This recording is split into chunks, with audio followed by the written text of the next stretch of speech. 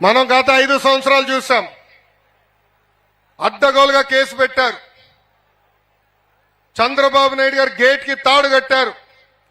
చంద్రబాబు నాయుడు గారు ఆనాడు విశాఖపట్నం ఎయిర్పోర్ట్ కు వస్తే బయటికి రానికుండా చేశారు.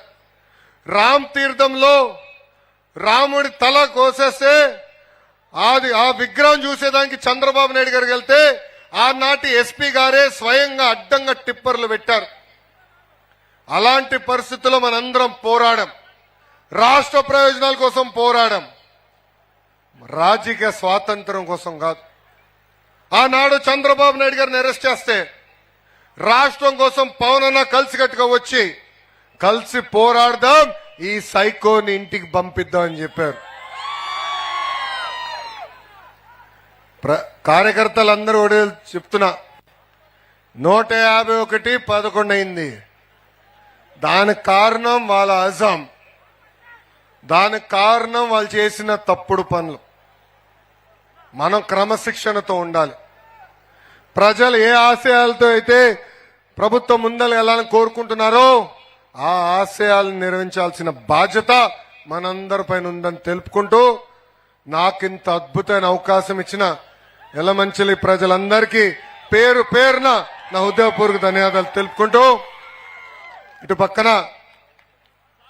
మన విజయ్ గారు, రమేష్ అన్ని మీరు ఆశీర్వదించి దీవించి మంచి మెజారిటీ గెలిపించారు. ఇంకా బాధ్యత మీ పైన ఉంది. వాళ్ళ దగ్గర పని కూడా మీరు చేయించుకోవాలబ్బా, వాళ్ళని వదిలిపెట్టద్దు.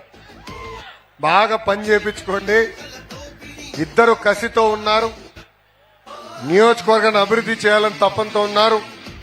ఈ అభివృద్ధి కార్యక్రమాలు కూడా ప్రజలు సహకరించాలని తెలుపుకుంటూ నేను మీ అందరి దగ్గర నుంచి సెలవు తీసుకుంటున్నా. జోహార్ అన్న ఎన్టీఆర్, జోహార్ అన్న ఎన్టీఆర్. చంద్రబాబు నాయుడు గారి నాయకత్వం, చంద్రబాబు నాయుడు గారి నాయకత్వం. జై హింద్, జై హింద్. అందరికి నమస్కారం. ప్రజలు గాని కండెర్ర చేసి మీ ఊర్లోనే మీకు పుట్టుగతులుండవు. ఈ విషయం మీరు గుర్తుపెట్టుకోండి. తెలుగుదేశం పార్టీ లేకుండా చేస్తానంట.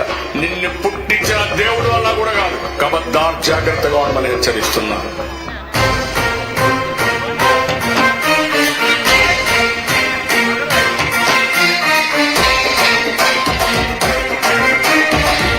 మన నక్కపల్లిలో పార్క్ కూడా 2024లో ఏం జరిగింది?